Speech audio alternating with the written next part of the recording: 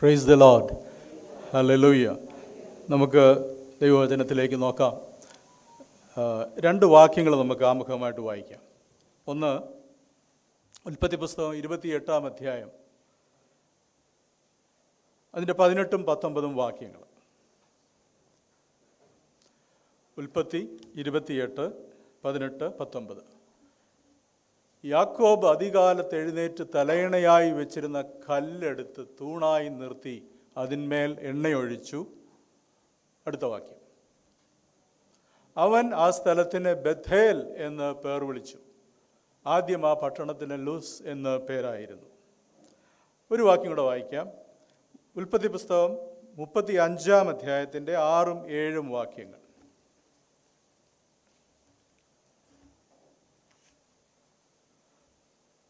യാക്കോബും കൂടെയുള്ള ജനമൊക്കെയും കനാൻ ദേശത്തിലെ ലൂസ് എന്ന ബഥേലിലെത്തി.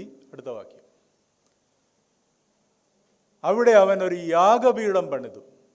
തൻ്റെ സഹോദരൻ്റെ മുമ്പിൽ നിന്ന് ഓടിപ്പോകുമ്പോൾ അവൻ അവിടെ വെച്ച് ദൈവം പ്രത്യക്ഷനായതുകൊണ്ട് അവൻ ആ സ്ഥലത്തിന് എൽ ബഥേൽ എന്ന് പേർ വിളിച്ചു. സ്തോത്രം. പ്രാർത്ഥിക്കാം. സർവശക്തനായ ഞങ്ങളുടെ ദൈവമായ കർത്താവേ, ഈ അനുഗ്രഹിക്കപ്പെട്ട ദിവസത്തിനായിട്ട് ഞങ്ങൾ അങ്ങേ സ്തുതിക്കുന്നു. ഒരിക്കൽ കൂടെ കർത്താവേ, ഞങ്ങൾക്ക് ഒരുമിച്ച് നിൻ്റെ മുഖത്തേക്ക് നോക്കുവാൻ, നിൻ്റെ വചനത്തിലേക്ക് നോക്കുവാൻ തന്ന അവസരത്തിന് ഓർത്ത് നന്ദിയോടെ സ്തോത്രം. കർത്താവേ, ഞങ്ങളുടെ കയ്യിൽ തന്നിരിക്കുന്ന ഈ വചനത്തിനായിട്ട് നന്ദി കർത്താവേ. ജീവനും ശക്തിയുമുള്ള ദൈവത്തിൻ്റെ വചനം, ജീവിപ്പിക്കുന്ന ദൈവത്തിൻ്റെ വചനം, ഞങ്ങളെ ആശ്വസിപ്പിക്കുന്ന ദൈവത്തിൻ്റെ വചനം, ഞങ്ങളെ ധൈര്യപ്പെടുത്തുന്ന ദൈവത്തിൻ്റെ വചനം ഞങ്ങളുടെ കയ്യിൽ തന്നതിനായി സ്തോത്രം. ഇന്ന് പകൽക്കാലം കർത്താവേ, ഈ വചനത്തിൽ കൂടെ ഞങ്ങളോട് സംസാരിക്കണമേ. അതിനായിട്ട് അടിയനെ ഏൽപ്പിക്കുന്ന കർത്താവേ, ബലഹീനനായി നിൽക്കുന്നുവെങ്കിലും ബലവാനായ ദൈവം കർത്താവെ പിടിച്ചിരിക്കുന്നതിനായിട്ട് സ്തോത്രം ചെയ്യുന്നു. അവിടുത്തെ കരങ്ങളിൽ ഞങ്ങളെല്ലാവരെയും താഴ്ത്തി ഏൽപ്പിക്കുന്ന കർത്താവെ, അടിയൻ്റെ വായിലെ വാക്കുകളും അടിയങ്ങളുടെ ഹൃദയത്തിലെ ധ്യാനവും അങ്ങേക്ക് പ്രസാദം വരുത്തുമാറാകട്ടെ. യേശുവിൻ നാമത്തിൽ തന്നെ ആമേൻ.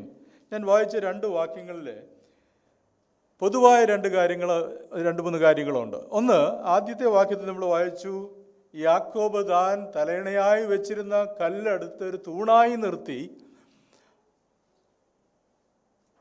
ആ സ്ഥലത്തിന് ബഥേൽ എന്ന് പേർ വിളിച്ചു.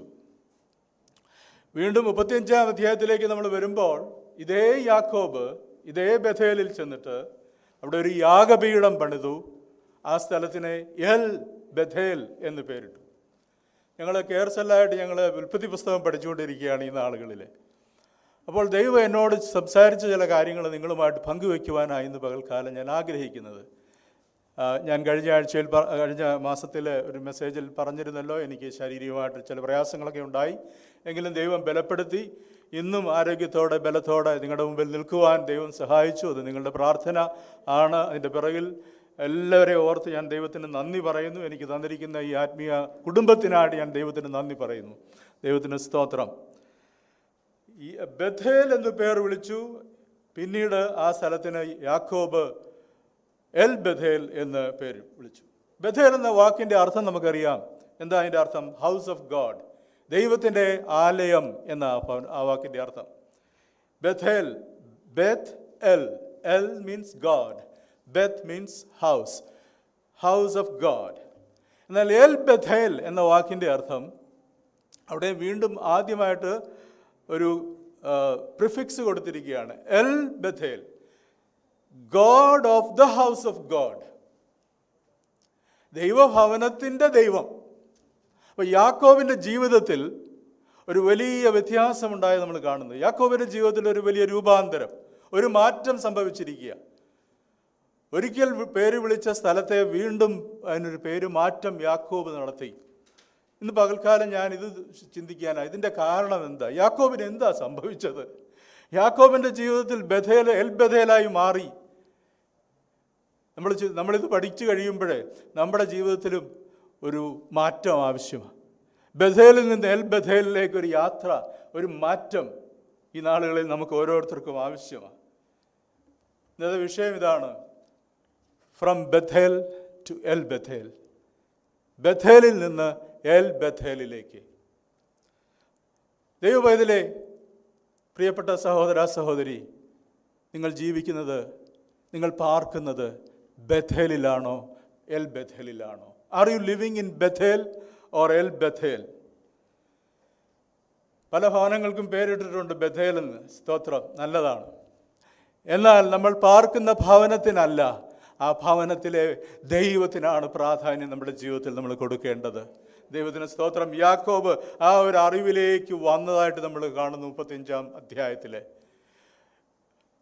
It is like knowing God and having God. ദൈവത്തെ അറിയുക. ഇപ്പം ബഥേലിൽ വെച്ച് യാക്കോബ് ദൈവത്തെ അറിഞ്ഞു. യാക്കോബിനെ സംബന്ധിച്ചിടത്തോളം അവന് ദൈവവുമായിട്ടൊരു വ്യക്തിപരമായ ബന്ധമൊന്നുമില്ലായിരുന്നു. യാക്കോബ് തൻ്റെ പിതാവായ ദൈവം, തൻ്റെ വല്യപ്പച്ചൻ്റെ ദൈവം, അപ്പൻ്റെ ദൈവവും വല്യപ്പൻ്റെ ദൈവവും ആ തരത്തിലുള്ള ഒരു ബന്ധമേ യാക്കോബിന് ഈ ദൈവമായിട്ടുണ്ടായിരുന്നുള്ളൂ. എൻ്റെ അപ്പച്ചൻ്റെ ദൈവം, എൻ്റെ വല്യപ്പച്ചൻ്റെ ദൈവം. പക്ഷെ എൻ്റെ ദൈവം എന്നുള്ള ഒരു അനുഭവത്തിലേക്ക് യാക്കോബ് വരുന്നത് ഈ 35-ാം അധ്യായത്തിലേക്ക് നമ്മൾ വരുമ്പോഴാണ്. ദൈവത്തിന് സ്തോത്രം. ദൈവത്തെ അറിയുകയും ദൈവത്തെ അനുഭവമാക്കുകയും ദൈവത്തെ സ്വായത്തമാക്കുകയും ചെയ്യുന്ന ഒരു അനുഭവത്തിലേക്ക് യാക്കോബ് വന്നു. ഞാൻ ചോദിക്കട്ടെ ആമുഖമായിട്ട്, നമ്മുടെ ജീവിതത്തിൽ നമ്മൾ ദൈവത്തെ അറിഞ്ഞവരാ, പക്ഷേ അവിടെ നിൽക്കുകയാണോ അതോ അടുത്ത ലെവലിലോട്ട് നമ്മൾ മാറിയിട്ടുണ്ടോ? ഈ ദൈവത്തിലായിത്തീരുന്ന ഒരു അനുഭവം, ദൈവം എൻ്റെ ജീവിതത്തിലായിത്തീരുന്ന ഒരു അനുഭവം, ഞാൻ ദൈവത്തിലായിത്തീരുന്ന ഒരു അനുഭവം, അതാണ് എൽ ബഥേൽ. ഹല്ലേലൂയ, ദൈവത്തിൻ്റെ സ്തോത്രം. യാക്കോബിൻ്റെ ജീവിതത്തിൽ ഇങ്ങനെയൊരു വലിയ മാറ്റം വരാൻ കാരണം അവൻ്റെ ജീവിതത്തിൽ ദൈവവുമായിട്ടൊരു വലിയ എൻകൗണ്ടർ നടന്നു. ദൈവത്തിൻ്റെ സ്തോത്രം. 2 എൻകൗണ്ടറിനെ കുറിച്ച് അവിടെ പറയുന്നുണ്ട്.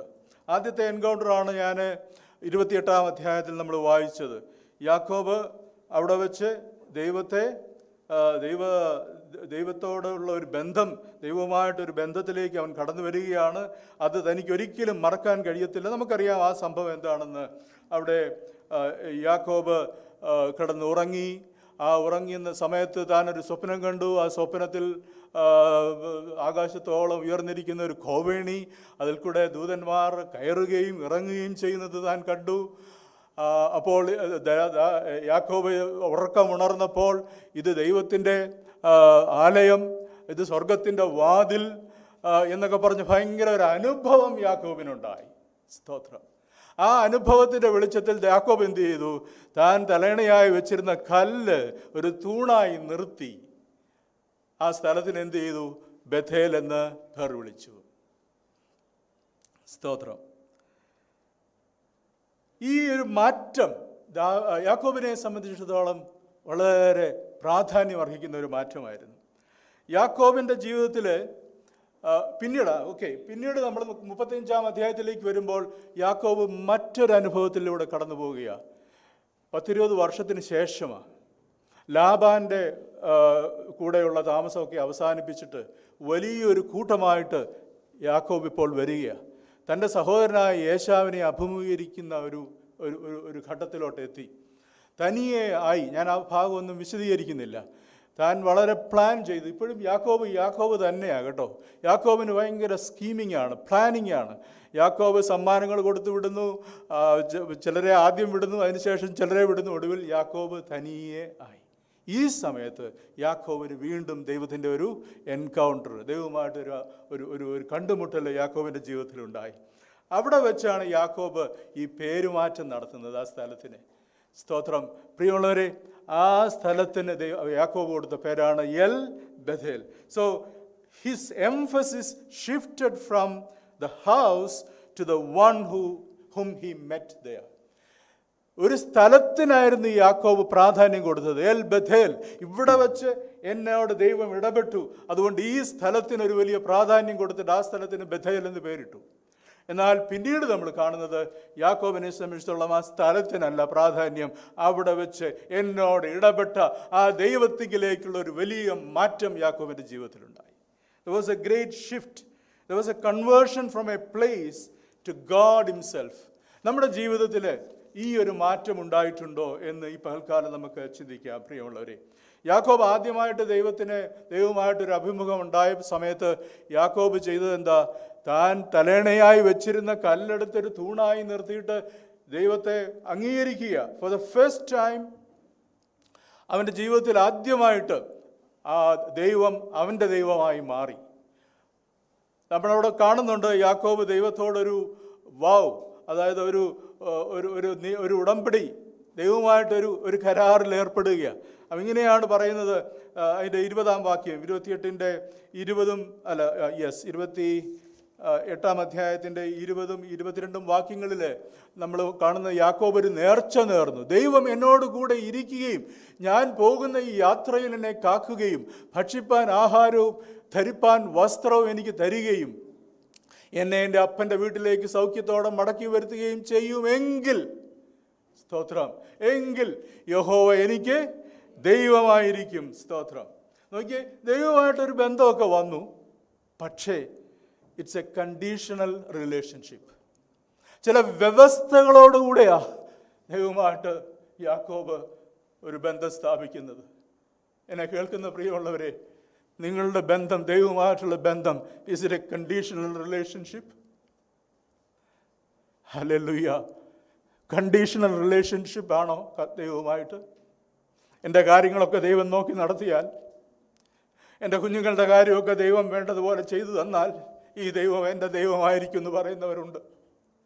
എന്നാൽ ഓർക്കുക, അവൻ നമ്മെ സ്നേഹിച്ചത് അൺകണ്ടീഷണലായിട്ടാണ്. സ്തോത്രം. അവൻ നമ്മെ സ്നേഹിച്ചത്, നമ്മളെ സ്വീകരിച്ചത് അൺകണ്ടീഷണലായിട്ടാണ്. ഞാനും നിങ്ങളും ആയിരുന്ന അതേ അവസ്ഥയിൽ എന്നെ സ്വീകരിച്ച് ഒരു കണ്ടീഷനും വെച്ചില്ല, ഒരു വ്യവസ്ഥയുമില്ലാതെ എന്നെ നിങ്ങളെയും ചേർത്തവനെ സ്നേഹിച്ചവനോട് വ്യവസ്ഥ വെച്ച് അവനെ സ്നേഹിക്കല്ലേ, വ്യവസ്ഥ വെച്ച് അവനോട് ബന്ധം സ്ഥാപിക്കരുത്.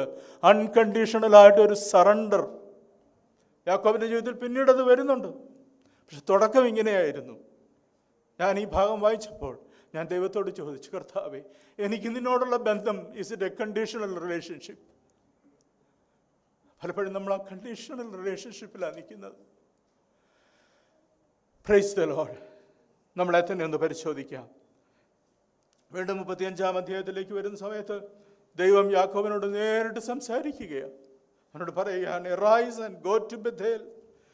അനന്തരം ദൈവം യാക്കോബിനോട്, നീ പുറപ്പെട്ട് ബെഥേലിൽ ചെന്ന് പാർക്ക. നീ പുറപ്പെട്ട് ബെഥേലിൽ ചെന്ന് പാർക്ക. നിന്റെ സഹോദരനായ ഏശാവിൻ്റെ മുന്നിൽ നിന്ന് നീ ഓടിപ്പോകുമ്പോൾ നിനക്ക് പ്രത്യക്ഷനായ ദൈവത്തിന് അവിടെ ഒരു യാഗപീഠം ഉണ്ടാക്കുക. ഹല്ലേലൂയ. ദൈവം വ്യക്തമായിട്ട് അവനോട് പറയുക, നീ എന്താ ചെയ്യേണ്ടത് മോനെ. ഈ സമയത്ത് യാക്കോബ് എവിടാന്നറിയാമോ? ഹി വാസ് ഇൻ ഷെഖേമില. ചരിത്രമൊക്കെ അറിയാവുന്നവർ ആണല്ലോ നിങ്ങൾ ഓരോരുത്തരും, അതുകൊണ്ട് ഞാൻ അതിലേക്കൊന്നും കടക്കുന്നില്ല.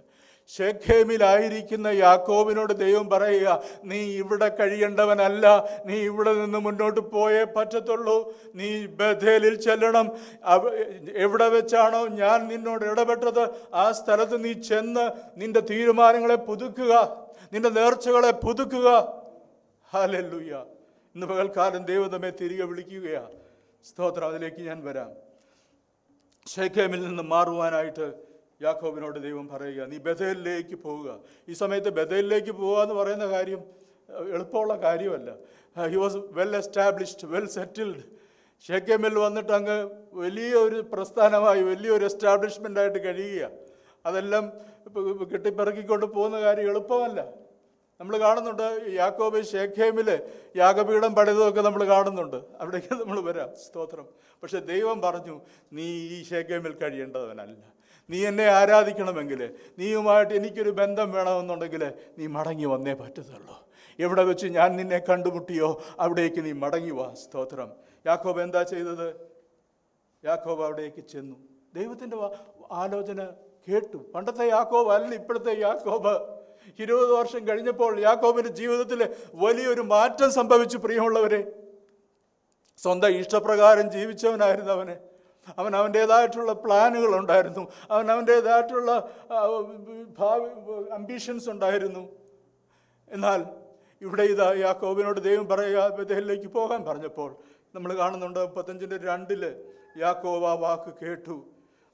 അവൻ്റെ ആത്മീയ അവസ്ഥ മനസ്സിലാക്കിക്കൊണ്ട്, അവൻ്റെ ഭവനത്തിൻ്റെ ആത്മീയ അവസ്ഥ മനസ്സിലാക്കിക്കൊണ്ട്, ആകെ തകർന്നു കിടക്കുന്ന ആത്മീയ അവസ്ഥ മനസ്സിലാക്കി ദൈവത്തോട് അനുകൂലമായിട്ട് പ്രതികരിച്ചു.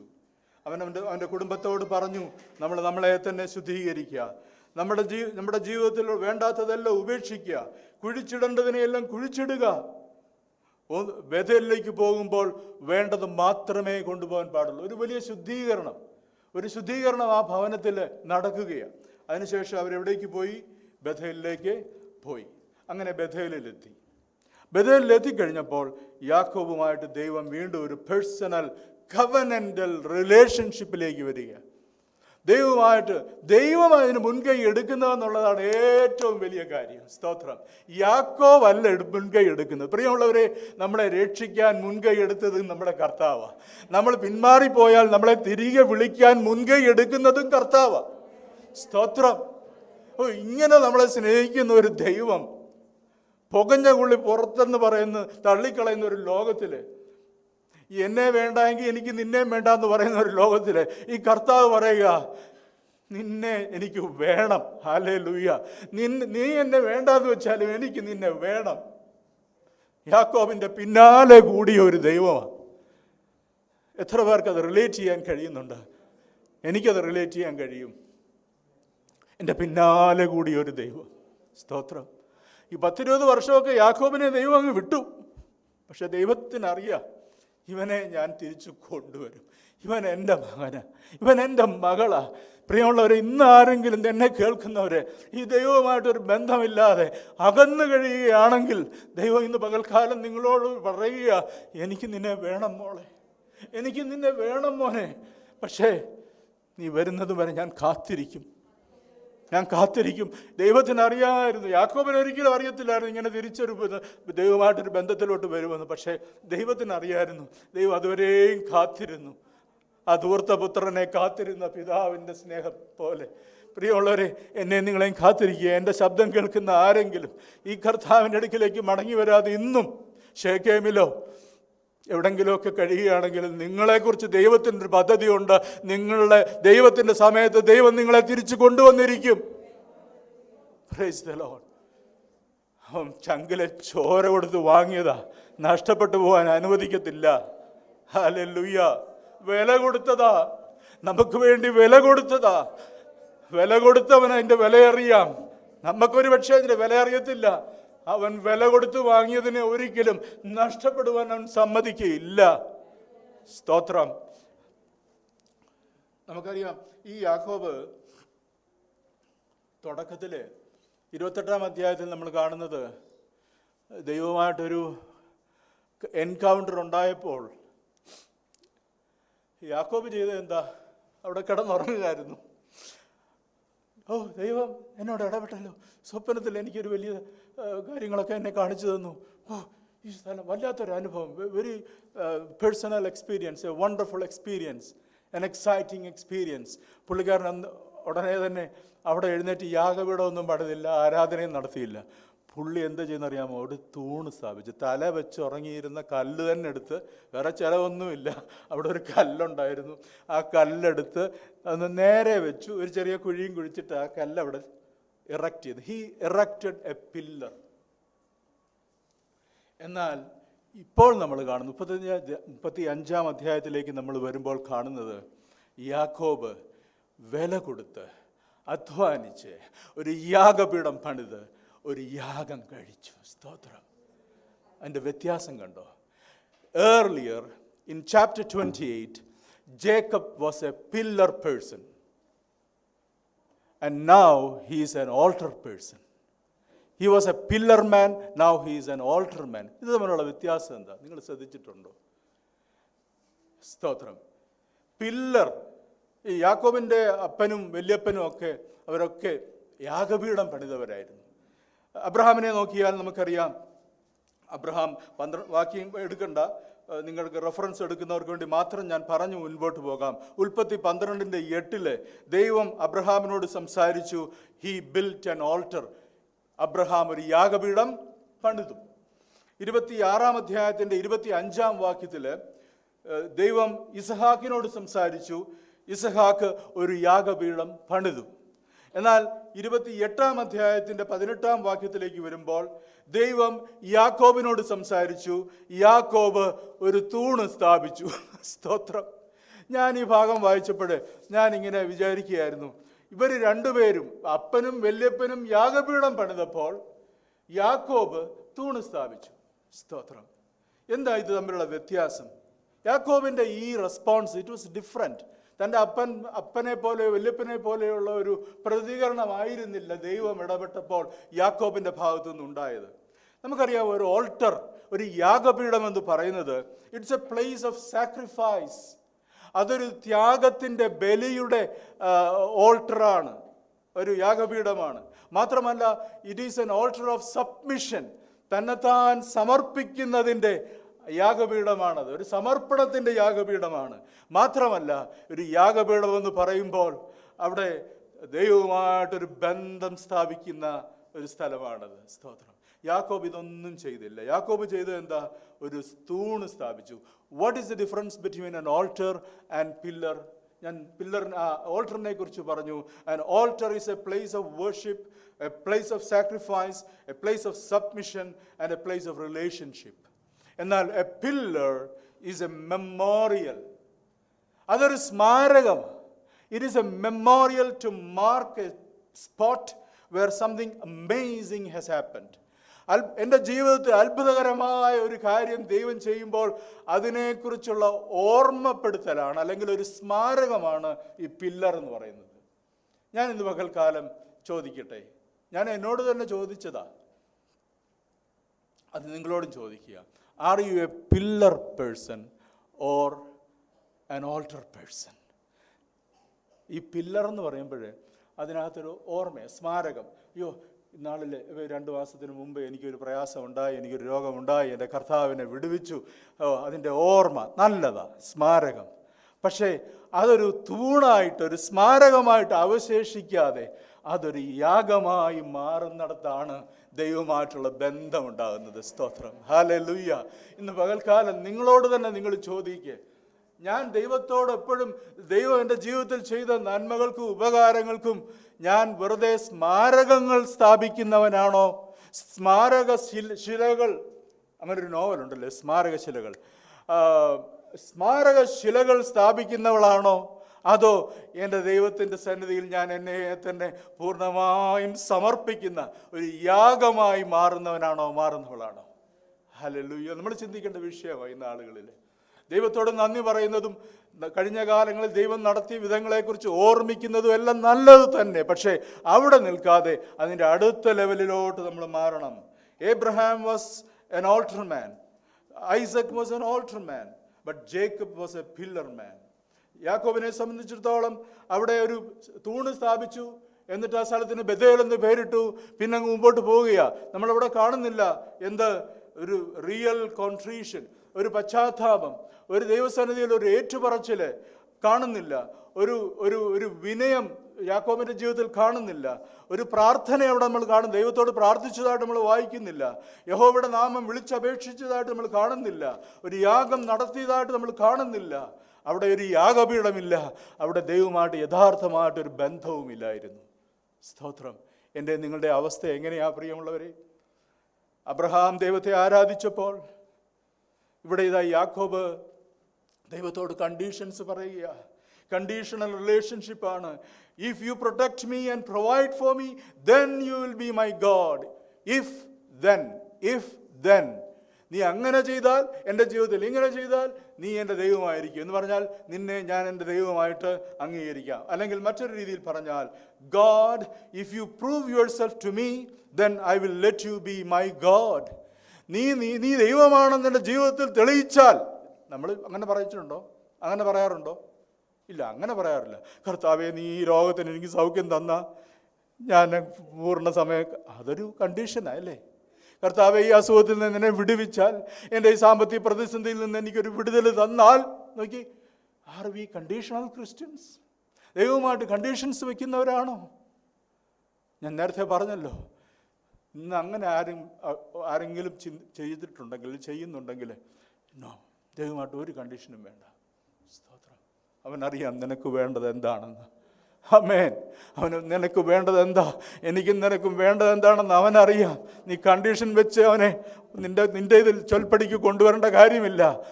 അവൻ്റെ സന്നിധിയിൽ നിന്നെ തന്നെ യാഗമായി സമർപ്പിച്ചാൽ മതി. അവൻ നിന്റെ ജീവിതത്തിൽ പ്രവർത്തിക്കാനുള്ളത് ചെയ്യാനുള്ളത് അവൻ ചെയ്യും. ചോദിക്കുന്നതിലും നനയ്ക്കുന്നതിലും അത്യന്തം ഫലമായി എന്നിലും നിന്നിലും ചെയ്യാൻ കഴിയുന്നവനെ സ്തോത്രം. ഹല്ലേലൂയ. ദൈവത്തിന് സ്തോത്രം.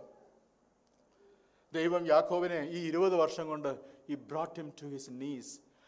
യാക്കോബ് തല ഉയർത്തിപ്പിടിച്ച് തൻ്റെ കഴിവിലും ബലത്തിലും മിടുക്കിലും ബുദ്ധിയിലും ഒക്കെ ആശ്രയിച്ച് മുൻപോട്ട് പോയ യാക്കോബിനെ 20 വർഷം കൊണ്ട് ദൈവം എന്ത് ചെയ്തു? അവനെ രൂപാന്തരപ്പെടുത്തി. ഹല്ലേലൂയ. ഒടുവിൽ യാക്കോബ് ദൈവത്തിൻ്റെ സന്നിധിയിൽ വന്നു നിന്നു. അവൻ വലിയ യാക്കോബ് എന്നുള്ള വാക്കിൻ്റെ അർത്ഥം തന്നെ ഉപായി എന്നായിരുന്നു. നമുക്കറിയാം, സ്കീമറായിരുന്നു. അവൻ്റെ സ്കീമെല്ലാം ദൈവം പൊളിച്ചു. ഇപ്പോൾ ദൈവത്തിൻ്റെ സ്കീമിൻ്റെ മുമ്പിൽ അവൻ വന്ന് നിൽക്കുകയാണ്. ഹല്ലേലൂയ. അവൻ്റെ ജീവിതത്തിൽ ഇപ്പോൾ യാക്കോബ് യേശാവിനെ അഭിമുഖീകരിക്കുന്ന ഒരു രംഗത്തിലേക്ക് വരികയാണ്. ആ പശ്ചാത്തലത്തിലേക്ക് നമുക്ക് വരാം. യേശാവ് പറഞ്ഞൊരു വാക്ക് ഇപ്പോഴും യാക്കോബിൻ്റെ മനസ്സിൽ കിടപ്പുണ്ട്. നീ എന്നെ ചതിച്ചതാ, എൻ്റെ അപ്പൻ ഒന്ന് മരിച്ചോട്ടെ, എന്നിട്ട് നിന്നെ ഞാൻ കൊല്ലും. ഇങ്ങനെ തന്നെ പറയുന്നുണ്ട് യാക്കോബ്. സ്തോത്രം. അപ്പോൾ ഇപ്പോൾ അപ്പൻ മരിച്ചു, സാഖു മരിച്ചു. ഇപ്പോൾ ഇതാ യാക്കോബ് യേശാവിനെ അഭിമുഖീകരിക്കുക വരിക. വല്ലാത്തൊരവസ്ഥയാണ്.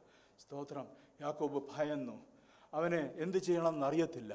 ഇതുവരെ തല ഉയർത്തിപ്പിടിച്ച് നടന്ന, എന്തും ഫേസ് ചെയ്യാൻ തയ്യാറായിട്ട് നടന്ന, ഭയങ്കര സ്കീമിംഗ് ആയിരുന്ന ഒരു മനുഷ്യനിതാ ഭയചകിതനായി ഒറ്റയ്ക്ക് യാബോക്ക് കടവിലായിരിക്കുക. ആ രാത്രിയിൽ സ്തോത്രം യാക്കോബ് ചെയ്ത ഒരു കാര്യം നമുക്ക് ശ്രദ്ധിക്കാം. 32-ാം അധ്യായത്തിൻ്റെ 9-ാം വാക്യം ഒന്ന് വായിച്ചാട്ടെ. എന്നെ ചിന്തിപ്പിച്ച ഒരു വാക്കാത്. യാക്കോബ് ഉൽപ്പത്തി 32-ന്റെ 9-ാമത്തെ വാക്യം. പിന്നെ യാക്കോബ് പ്രാർത്ഥിച്ചത്, അത് മതി, അത്രയും മതി. സ്തോത്രം. ഇതിനു മുമ്പ് ഒരിടത്തും നമ്മൾ യാക്കോബ് പ്രാർത്ഥിക്കുന്നത് കാണുന്നില്ല. ഒരു പക്ഷേ അവൻ എന്തെങ്കിലും ദൈവത്തോടൊക്കെ നേരത്തെ പറഞ്ഞ പോലെ കണ്ടീഷണലായിട്ട് വല്ലതും പറഞ്ഞിട്ടുണ്ടാകും. എന്നാൽ ഇവിടെ ഇതാ യാക്കോബ് പ്രാർത്ഥിക്കുക. അവൻ്റെ ഹൃദയത്തിൽ നിന്നൊരു പ്രാർത്ഥന എഴുതുക. സ്തോത്രം.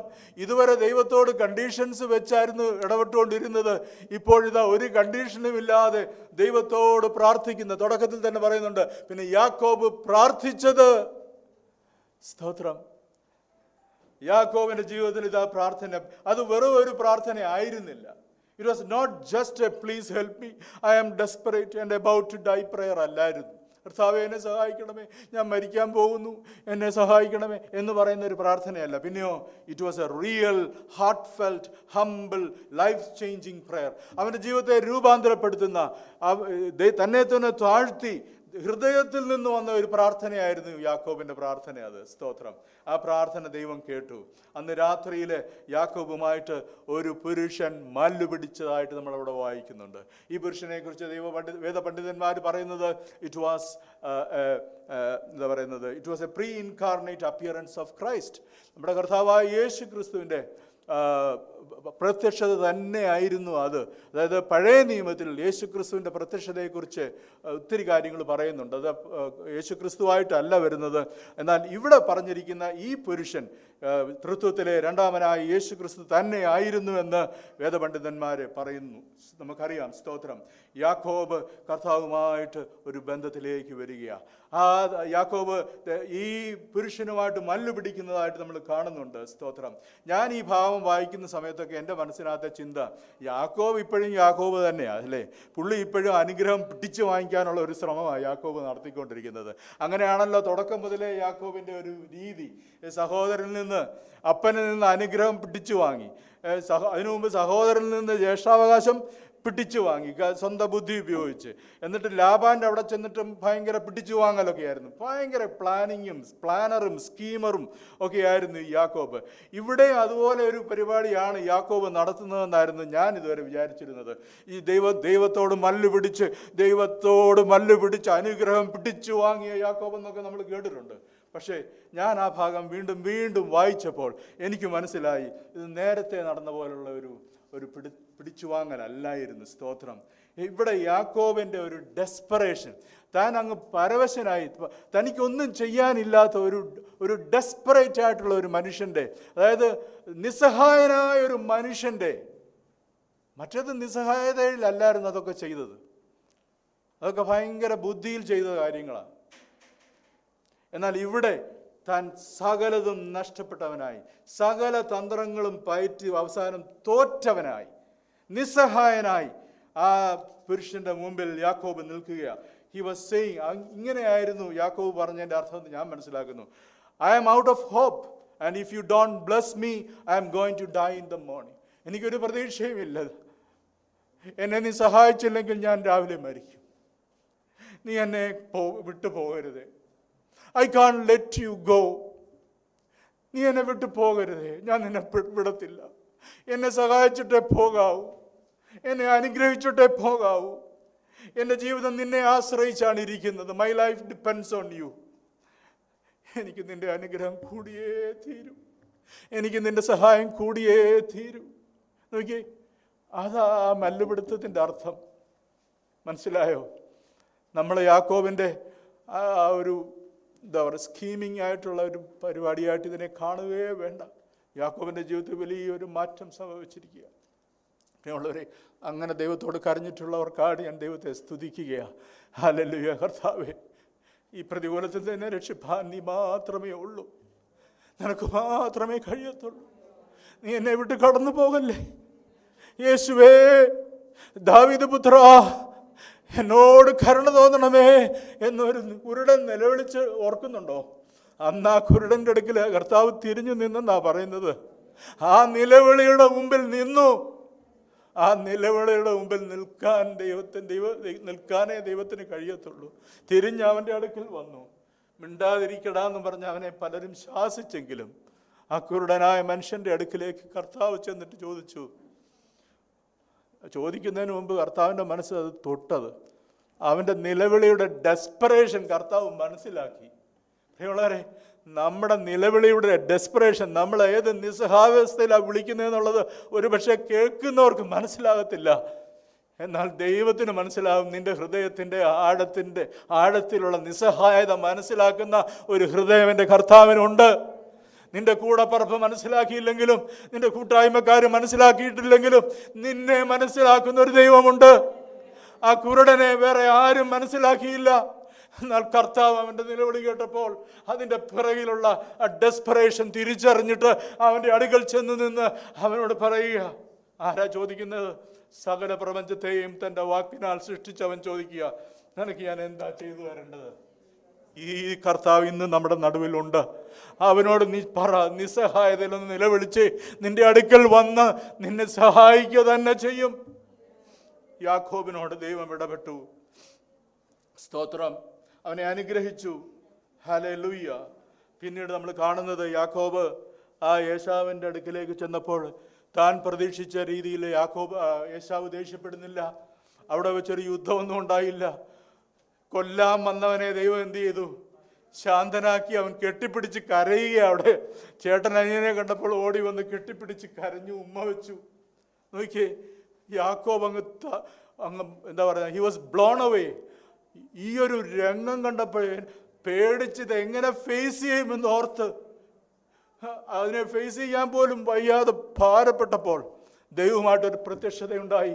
ദൈവമായിട്ടൊരു ബന്ധം സ്ഥാപിച്ചു കഴിഞ്ഞപ്പോൾ താൻ എന്ത് ഭയപ്പെട്ടുവോ, താൻ ആരെ ഭയപ്പെട്ടുവോ, ആ വ്യക്തി ഇപ്പോൾ ഇങ്ങോട്ട് ഓടി വന്ന് കെട്ടിപ്പിടിച്ച് ചുംബിച്ച് കരയുക.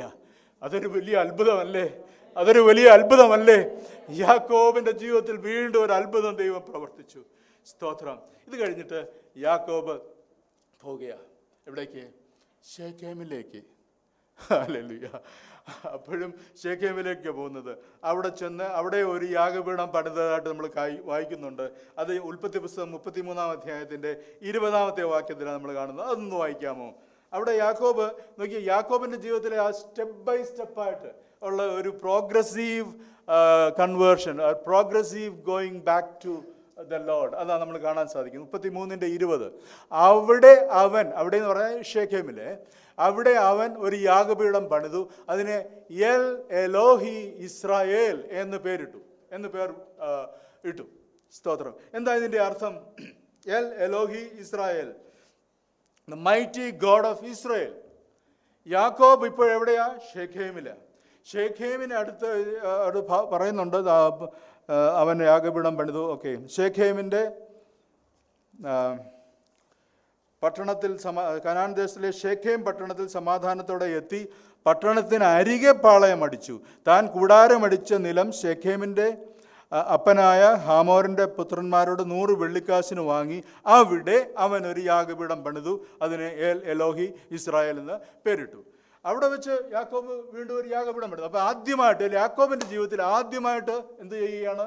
യാഗപീഠം പണിയുക. തൂണ് സ്ഥാപിച്ചവൻ ഇപ്പോൾ യാഗപീഠം പണിയുന്നു. പക്ഷേ എവിടെയാ പണിയുന്നത്? ശെഖേമിലാണ് പണിയുന്നത്. ദൈവം ആഗ്രഹിച്ച സ്ഥലത്തല്ല അവൻ ദൈവത്തെ ആരാധിക്കുന്നത്. ആ ഭാഗം വായിച്ചപ്പോൾ എൻ്റെ ഹൃദയത്തിൽ വല്ലാത്തൊരു ചിന്തയുണ്ടായി. പ്രിയമുള്ളവരെ, ദൈവം പറയുന്ന രീതിയിൽ വേണം ദൈവത്തെ ആരാധിക്കാൻ.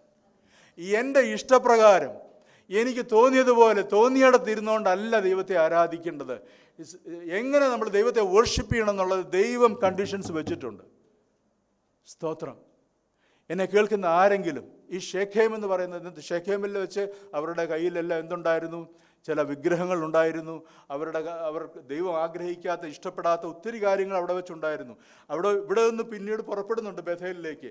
അതിനു മുമ്പായിട്ടാണ് യാക്കോബ് കുടുംബത്തോട് പറഞ്ഞിട്ട് ഒരു വലിയ ശുദ്ധീകരണം അവർ നടത്തിയത്.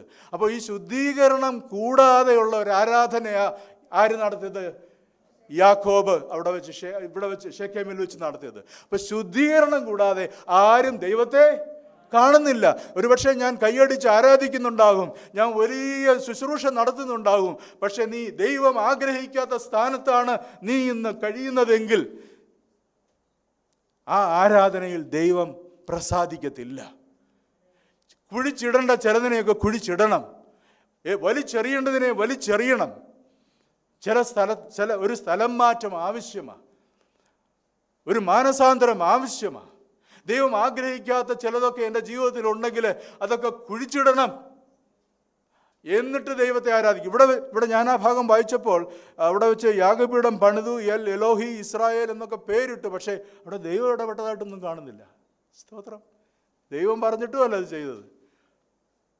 ദൈവം പറയുന്നത് പോലെ ദൈവത്തെ ആരാധിക്കുമ്പോഴാണ് ദൈവത്തിൻ്റെ പ്രസാദം നമ്മുടെ മേലുണ്ടാകുന്നത്. ഹല്ലേലൂയ. സ്തോത്രം. വീണ്ടും നമുക്ക് മുമ്പോട്ട് പോകാം. എൽ എലോഹി ഇസ്രായേൽ എന്ന വാക്കിൻ്റെ അർത്ഥം, ആ ഇസ്രായേൽ എന്ന് പറഞ്ഞാൽ ഇസ്രായേൽ രാഷ്ട്രമല്ല കേട്ടോ, അന്നേരം രാഷ്ട്രമൊന്നും ആയിട്ടില്ല. ഇസ്രായേൽ ആരാ? യാക്കോബ് തന്നെയാണ്. അപ്പോൾ യാക്കോബ് പറയാ, എൻ്റെ ഇസ്രായേൽ എന്ന് ദൈവം പേര് വിളിച്ച എൻ്റെ സർവശക്തനായ ദൈവം. നോക്കിയേ, യാക്കോബിൻ്റെ ജീവിതത്തിൽ ഒരു വ്യത്യാസം വന്നേ കണ്ടോ. ഇതുവരെ ഇസ്ഹാക്കിൻ്റെ ദൈവം, അബ്രഹാമിൻ്റെ ദൈവം എന്നൊക്കെയുള്ള അനുഭവത്തിലിരുന്ന യാക്കോബിൻ്റെ ജീവിതത്തിൽ പറയുക, എൻ്റെ ദൈവം. ഹല്ലേലൂയ. ഇന്ന് പകൽക്കാലം എത്ര പേരുടെ ജീവിതത്തിൽ അങ്ങനെ പറയാൻ നിങ്ങൾക്ക് സാധിക്കും? എൻ്റെ ദൈവം, മൈ ഗോഡ്. എൻ്റെ വല്യപ്പച്ചൻ്റെ ദൈവമല്ല, എൻ്റെ അപ്പൻ്റെ ദൈവമല്ല, അവരുടെ ദൈവമായിരുന്നു.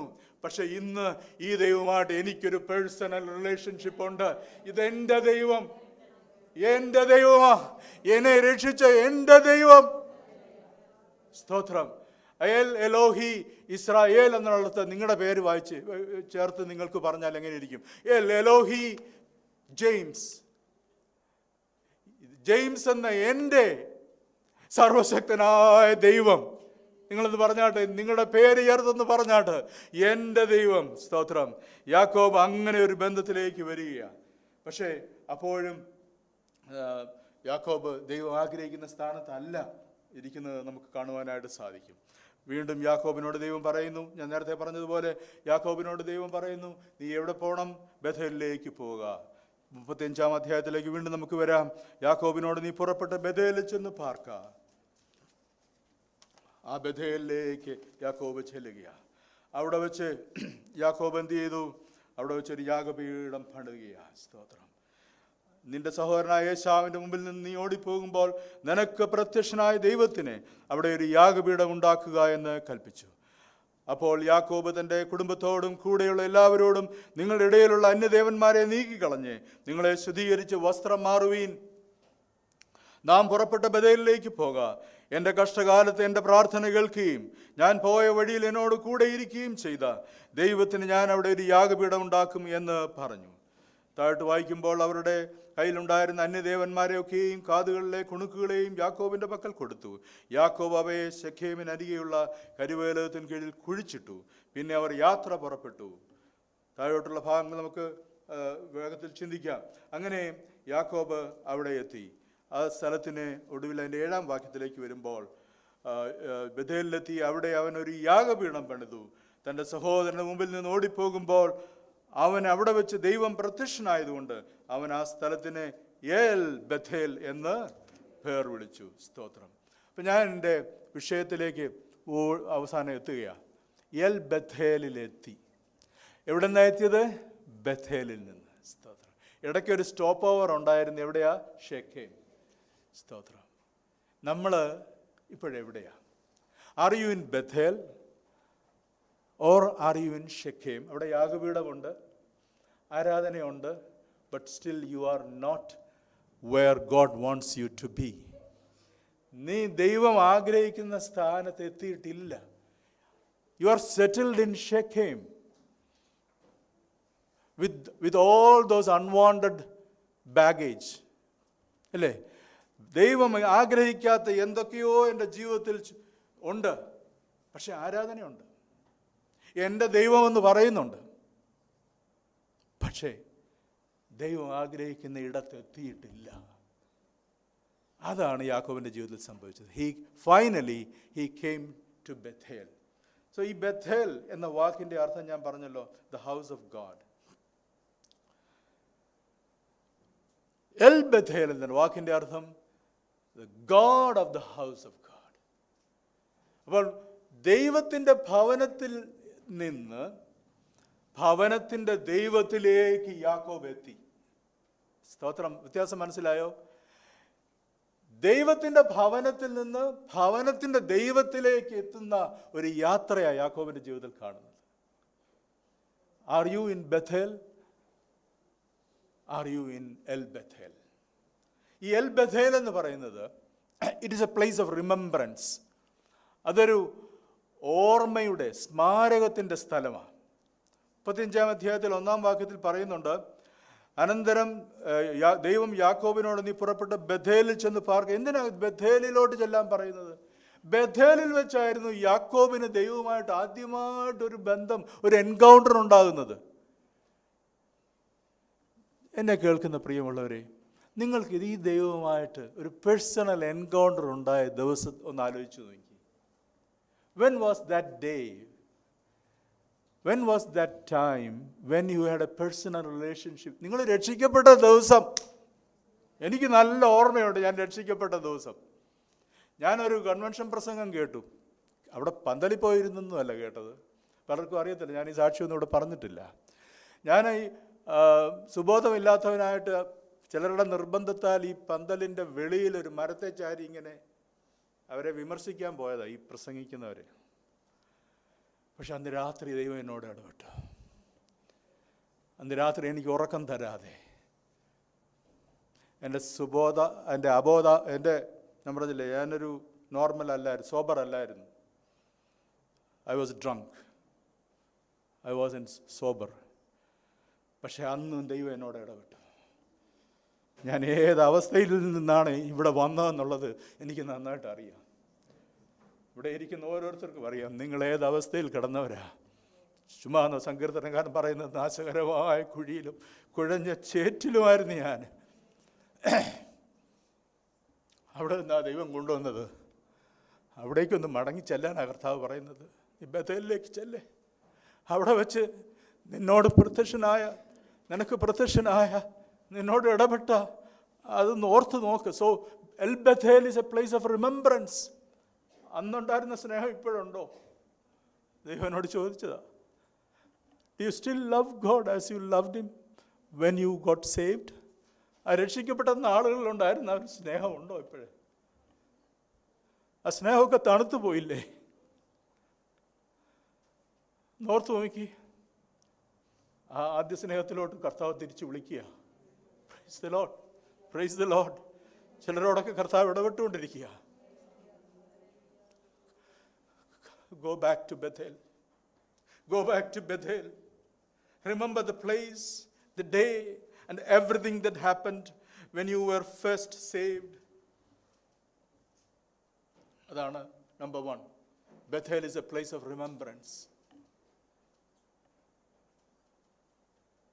സമയമില്ലാത്തതുകൊണ്ട് ഞാൻ വേഗത്തിൽ പോവുകയാണ്. Number 2, L Bethel is a place of repentance. അനുതാപത്തിൻ്റെ സ്ഥലമാണ്. അനുതാപം. നമ്മൾ അനുദപിച്ചു ഇല്ലേ? ഓർക്കുന്നോ? ഒരു കാലത്ത് ദൈവസന്നിധിയിൽ പാപമെല്ലാം ഏറ്റുപറഞ്ഞ് ദൈവസന്നിധിയിൽ അനുദപിച്ചു. ആ അനുദപിച്ച സമയത്ത് കരഞ്ഞിട്ടുണ്ടോ? ഞാൻ പറഞ്ഞില്ലേ, അന്ന് രാത്രിയിൽ എനിക്ക് ഉറക്കം വരാതെ ഞാൻ സോബറല്ലായിരുന്നു ഞാൻ പറഞ്ഞില്ലേ. സാധാരണഗതിയിൽ ആ സമയത്ത് ഞാൻ കിടന്നാൽ അപ്പോഴേ ഉറങ്ങും. കാരണം ഞാൻ സോബറല്ല, പെട്ടെന്ന് ഉറങ്ങിപ്പോവും. പക്ഷെ അന്ന് എനിക്ക് ദൈവം ഉറക്കം തന്നില്ല. ഞാൻ എൻ്റെ കിടക്കയിൽ തിരിഞ്ഞും മറിഞ്ഞും കിടക്കുക. കേട്ട ദൈവത്തിൻ്റെ വചനം എന്നോട് സംസാരിക്കാൻ തുടങ്ങി. ആകെ അസ്വസ്ഥനായി. ഞാൻ വിചാരിച്ചു കുറച്ചുകൂടെ എന്തെങ്കിലും കൂടെ കുടിച്ചാൽ എനിക്ക് ഉറങ്ങാൻ പറ്റുമെന്ന്. പക്ഷേ ഞാൻ അതൊക്കെ നോക്കി, എനിക്ക് ഉറക്കം വന്നില്ല. ദൈവം എന്നെ ഉറക്കിയില്ല. അവസാനം തകർന്നവനായിട്ട് ഞാൻ കട്ടിലിന് താഴെ വീണു. അവിടെ കിടന്ന് ഞാൻ നിലവിളിച്ച് കരഞ്ഞു, പൊട്ടിക്കരഞ്ഞു. അതാ ദൈവത്തിൻ്റെ വചനത്തിൻ്റെ ശക്തി എന്ന് പറയുന്നത്. It was A place of repentance. It was A place of repentance. ഇന്ന് പലരും രക്ഷിക്കപ്പെടുമ്പോൾ കർത്താവായ യേശു ക്രിസ്തുവിനെ സ്വന്തം രക്ഷിതാവായിട്ട് സ്വീകരിക്കാൻ എത്ര പേർക്ക് മനസ്സുണ്ട്? കൈവെക്കും. ഒരു പശ്ചാത്താപവും ഇല്ല, ഒന്നുമില്ല. ഞാനൊക്കെ രക്ഷിക്കപ്പെട്ടപ്പോഴേ പിള്ളേർ കരയുന്ന പോലെ അലച്ച് കരഞ്ഞ രക്ഷിക്കപ്പെട്ടത്. ആരും ഇല്ലായിരുന്നു, ഞാൻ ഒറ്റയ്ക്ക് എൻ്റെ റൂമിലായിരുന്നു.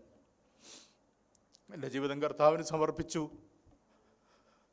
കയറി കിടന്ന് സുന്ദരമായിട്ട് ഉറങ്ങി. രാവിലെ എഴുന്നേറ്റപ്പോൾ എൻ്റെ ആസക്തികളെല്ലാം ദൈവം എടുത്ത് മാറ്റിയിരുന്നു. സ്തോത്രം. ഞാൻ അത്രയും പറഞ്ഞ് നിർത്തുകയാണ്. That was a place of repentance. It was a place of remembrance. It's a place of repentance. Hallelujah. അവരെന്ത് ചെയ്തു? എൽ ബഥേലിലേക്ക് പോകുന്നതിന് മുമ്പായിട്ട് they put away the strange gods and then they cleaned themselves. There was a cleansing and they changed their garments. അവരവരുടെ വസ്ത്രം മാറി. അവരുടെ കയ്യിലുണ്ടായിരുന്ന അന്യദേവന്മാരെ എല്ലാം ഉപേക്ഷിച്ചു, അതിനെല്ലാം കുഴിച്ചിട്ടു. To get to El Bethel, we have to have some old-fashioned repentance. ഞാൻ ആഗ്രഹിക്കുന്നത് നമ്മുടെ ഈ സഭയിൽ ഈ നാളുകളിൽ ഇതുപോലുള്ളൊരു റിപ്പൻറ്റൻസിലേക്ക് ദൈവം നമ്മളെ കൊണ്ടുവരട്ടെ. ഞാൻ സാധാരണ ചർച്ചസിലൊക്കെ, ഞാൻ പണ്ടൊക്കെയുള്ള ചർച്ചസിലൊക്കെ ഒരു ശുശ്രൂഷ കഴിഞ്ഞു കഴിഞ്ഞാൽ ഈ കർത്താവിന് വേണ്ടി ഹൃദയം കൊടുക്കാൻ എത്ര പേരുണ്ടെന്ന് ചോദിക്കുമ്പോൾ കരഞ്ഞോണ്ട് ആളുകൾ ഓടി വരുന്നത് ഞാൻ കണ്ടിട്ടുണ്ട്. ബില്ലിഗ്രാമിൻ്റെ ഒക്കെ ശുശ്രൂഷ ഞാനത് കണ്ടിട്ടുണ്ട്. ഇന്ന് അതൊക്കെ അങ്ങ് പോയി. ഇവിടെ ആളുകൾ വരുന്നു, മെസ്സേജ് കേൾക്കുന്നു, നല്ല മെസ്സേജ് ആയിരുന്നു പറയുന്നു, പോകുന്നു. ഇവിടെ കണ്ണുനീരില്ല, ഇവിടെ അനുതാപമില്ല. ഇവിടുത്തെ കാര്യം മാത്രമല്ല ഞാൻ പറയുന്നത്. We need to go back to that place of repentance. അതിന് പള്ളി വരണമെന്നില്ല, വീട്ടിലായിരുന്നാലും രാത്രിയിൽ നിങ്ങൾ ദൈവസന്നിധി ഇരുന്ന് പ്രാർത്ഥിക്കുമ്പോൾ എത്ര പേര് അനുതാപത്തോടെ ദൈവസന്നിധി കരയുന്നുണ്ട്. ഹല്ലേലൂയ. ഒരു അനുതാപത്തിൻ്റെ കണ്ണുനീര് പൊഴിച്ചിട്ട് എത്ര നാളായി. കർത്താവേ, ഇങ്ങനെ പ്രാർത്ഥിക്കാറുണ്ട്. ഇന്ന് പകൽക്കാലം, കർത്താവേ, എന്തെങ്കിലും കുറ്റങ്ങളും കുറവുകളും എൻ്റെ ഭാഗത്തുനിന്ന് വന്നിട്ടുണ്ടെങ്കിൽ അതങ്ങ് ക്ഷമിച്ചേക്കണേ. അല്ലേ? അതല്ല, ഒരു യഥാർത്ഥ അനുതാപത്തിൻ്റെ ദിവസങ്ങളിലേക്ക് കർത്താവ് നമ്മെ വിളിക്കുകയാണ്. God is calling you back to those days of repentance. അയ്യോ, ഞാൻ രക്ഷിക്കപ്പെട്ടതാ, എനിക്കിനിയൊന്നും കുഴപ്പമൊന്നുമില്ല, ഇനിയിപ്പം ഞാൻ അനുതാപിക്കണോ? വേണോ? അനുതാപം വേണോ?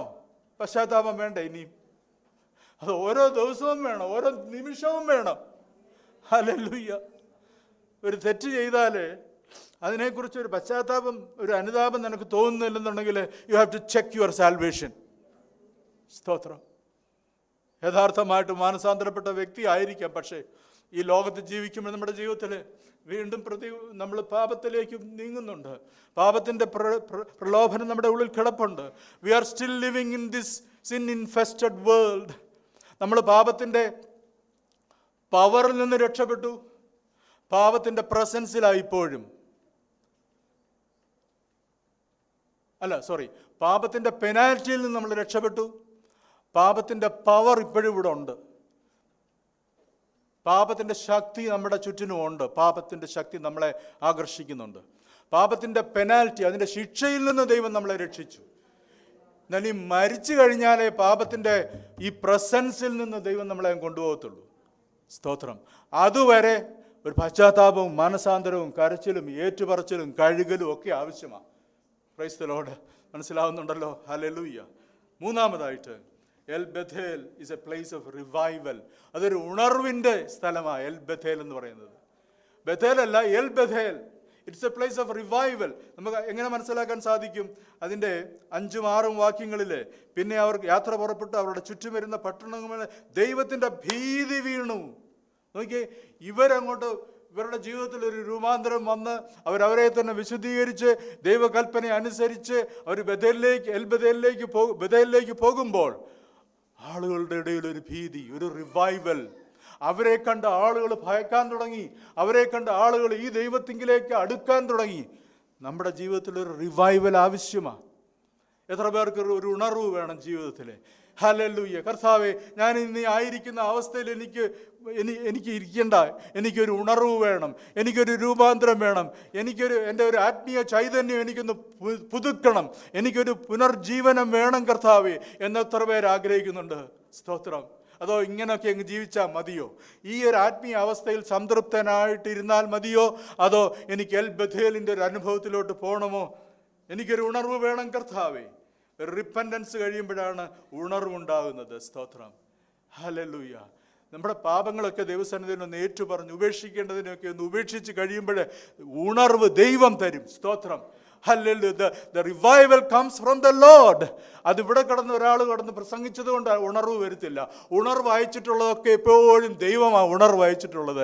എവിടെയൊക്കെ ലോകത്തിൻ്റെ ഏതെല്ലാം ഭാഗങ്ങളിൽ ഉണർവ് നടന്നിട്ടുണ്ടോ, that was an act of God. ദൈവമാണ് ഉണർവിനെ അയക്കുന്നത്. പക്ഷേ അതിന് ചില കണ്ടീഷൻസ് ഉണ്ട്. ഞാൻ ഒരുക്കപ്പെടണം. ഞാൻ ഒരുങ്ങിക്കഴിയുമ്പോൾ ദൈവം ഉണർവ് അയക്കും. അത് വ്യക്തികളുടെ ജീവിതത്തിലും സഭകളുടെ ജീവിതത്തിലും. സ്തോത്രം. ഞാൻ ആഗ്രഹിക്കുന്നു ഹൗസ് ഓഫ് പ്രയർ ആയിട്ട് ഈ നാളുകളിൽ ഒരു ഉണർവ് നമുക്ക് ആവശ്യമാണ്. Hallelujah. I think God is bringing us to those days. Hallelujah. സങ്കീർത്തനക്കാരൻ 85-ാം അധ്യായത്തിൻ്റെ 6-ാം വാക്യത്തിൽ, നിന്റെ ജനം നിന്നിൽ വീണ്ടും ആനന്ദിക്കേണ്ടതിന് നീ ഞങ്ങളെ വീണ്ടും ജീവിപ്പിക്കുകയില്ലയോ? ഹല്ലേലൂയ. പ്രിയമുള്ളവരെ, നമുക്കൊന്നുകൂടെ ഒന്ന് ജീവിക്കണ്ടേ? നമ്മുടെ കർത്താവിൻ്റെ ആ ജീവന്റെ ശക്തിയിൽ നമുക്കൊന്ന് പുതുക്കം പ്രാപിക്കണ്ടേ? പ്രിയമുള്ളവരെ, സ്തോത്രം.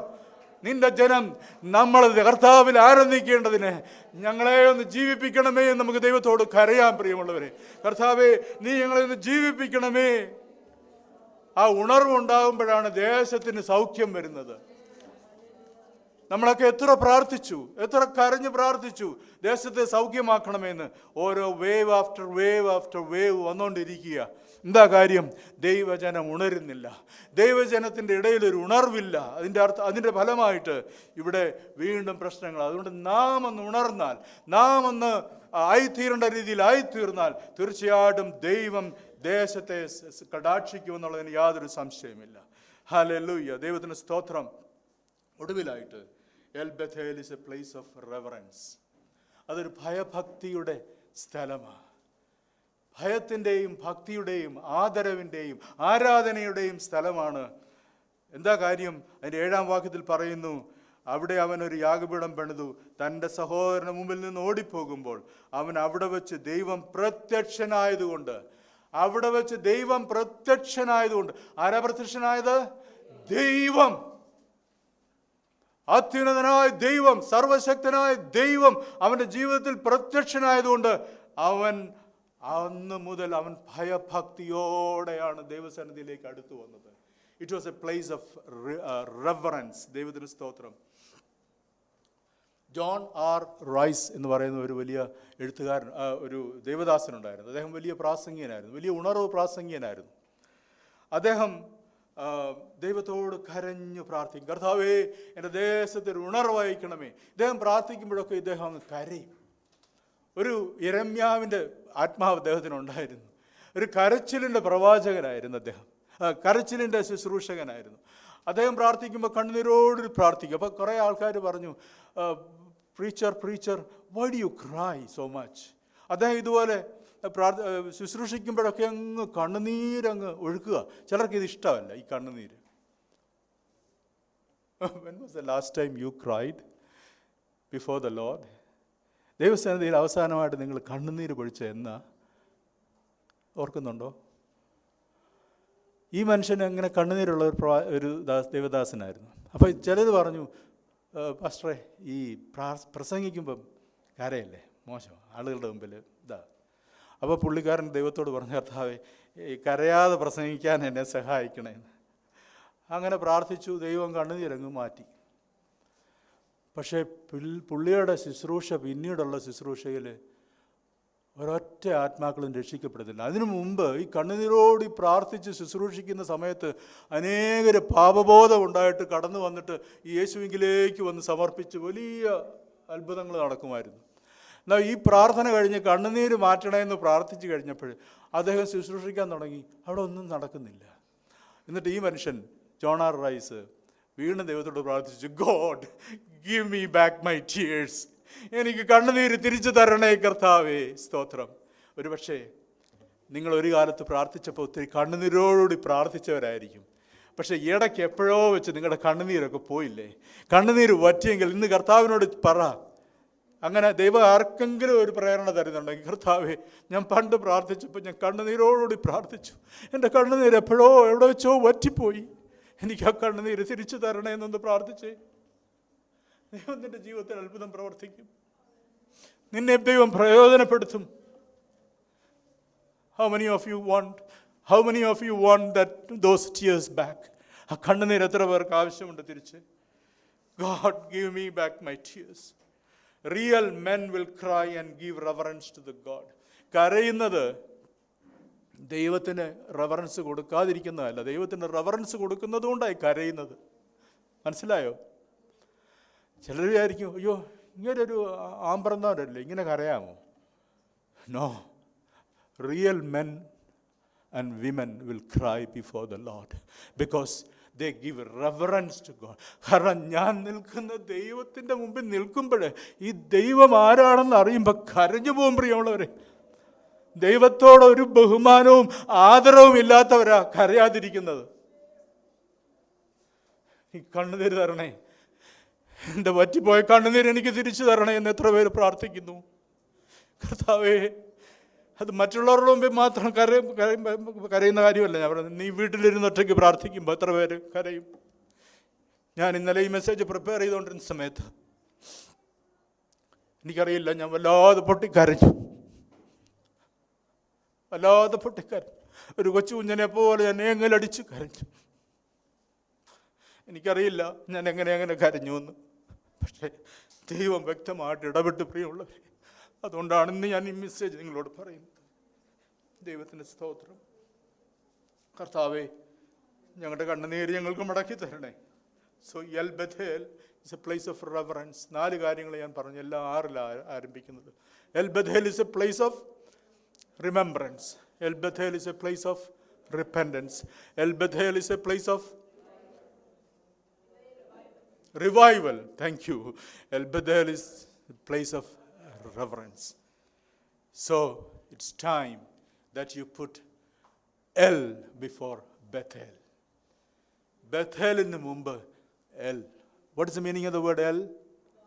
God. Ellathinu mumba Devam. Stotram. Ellathinu munba Devam. Do you want just Bethel? നിങ്ങൾക്ക് ഹൗസ് ഓഫ് ഗോഡ് മതിയോ? നിങ്ങൾക്ക് ഹൗസ് ഓഫ് പ്രയർ മതിയോ? അതോ നിങ്ങൾക്ക് വേണ്ടത് എൽ ബഥേലാണ്? Do you want the God of the house of God? Do you want the God of the house of prayer?